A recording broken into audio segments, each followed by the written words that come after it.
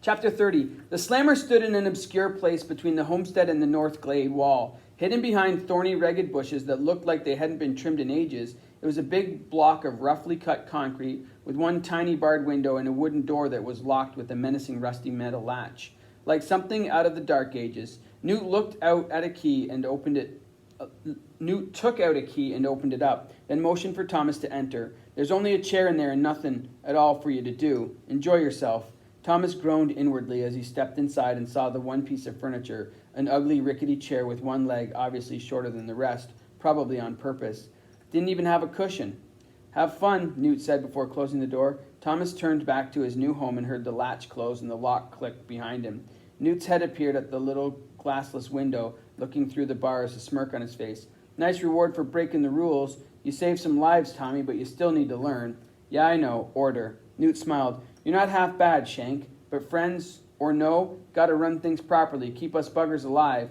Think about that while you sit here and stare at the bloody walls. And then he was gone. The first hour passed and Thomas felt boredom creep in like rats under the door. By hour number 2, he wanted to bang his head against the wall. 2 hours after that, he started thinking having dinner with Gally and the Grievers would beat sitting inside this stupid slammer. He sat and tried to bring back memories, but every effort evaporated into oblivious mist before anything formed. Thankfully, Chuck arrived with lunch at noon, relieving Thomas from his thoughts. After passing some pieces of chicken and a glass of water through the window, he took up his usual role of talking Thomas's ear off. Everything's getting back to normal, the boy announced. The runners are out in the maze, everyone's working, maybe we'll survive after all. Still no sign of Gally. Newt told the runners to come back lickety-split if they found his body. Oh, and yeah, Albie's up and around, seems fine, and Newt's glad he doesn't have to be the big boss anymore. The mention of Albie pulled Thomas's attention from his food. He pictured the older boy thrashing around, choking himself the day before. Then he remembered that no one else knew what Albie had said after Newt left the room, before the seizure. But that didn't mean Albie would keep it between them, now that he was up and walking around. Chuck continued talking, taking a completely unexpected turn. Thomas, I'm kind of messed up, man. It's weird to feel sad and homesick, but have no idea what it is you wish you could go back to, you know? All I know is I don't want to be here. I don't want to go back to my family. I want to go back to my family. Whatever's there, whatever I was taken from, I want to remember. Thomas was a little surprised. He'd never heard Chuck say something so deep and so true. I know what you mean, he murmured. Chuck was too short for his eyes to reach where Thomas could see them as he spoke, but from his next statement, Thomas imagined them filling with a bleak sadness, maybe even tears. I used to cry every night. This made thoughts of Albie leave Thomas's mind. Yeah? Like a pants-wetting baby, almost to the day you got here. Then I just got used to it, I guess. This became home, even though we spend every day hoping to get out. I've only cried once since showing up, but that was after almost getting eaten alive. I'm probably just a shallow shuck-face. Thomas might not have admitted it if Chuck hadn't opened up.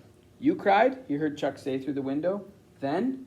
Yeah, when the last one finally fell over the cliff, I broke down and sobbed till my throat and chest hurt.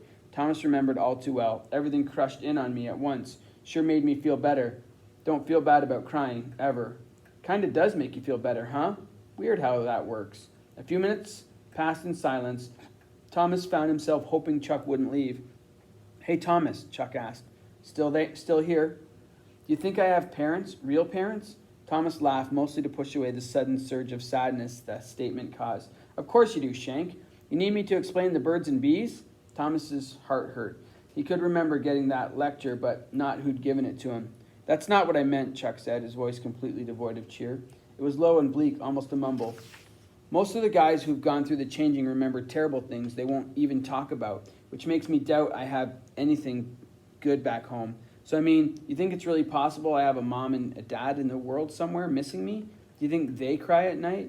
Thomas was completely shocked to realize his eyes had filled with tears. Life had been so crazy since he'd arrived. He'd never really thought of the Gladers as real people with real families missing them. It was strange, but he hadn't even thought of himself that way. Only about what it all meant, who'd sent them there, how'd they ever get out. For the first time, he felt something for Chuck that made him so angry he wanted to kill somebody. The boy should be in school, in a home, playing with neighborhood kids. He deserved to go home at night to a family who loved him, worried about him, a mom who made him take a shower every day, and a dad who helped him with his homework.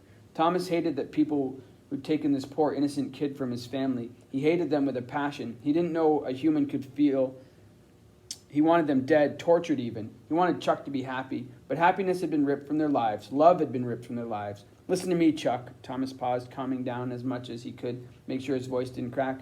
I'm sure you have parents. I know it. Sounds terrible, but I bet your mom is sitting in your room right now, holding your pillow, looking at the world that stole you from her. And yeah, I bet she's crying. Hard, puffy-eyed, snotty-nosed crying. The real deal.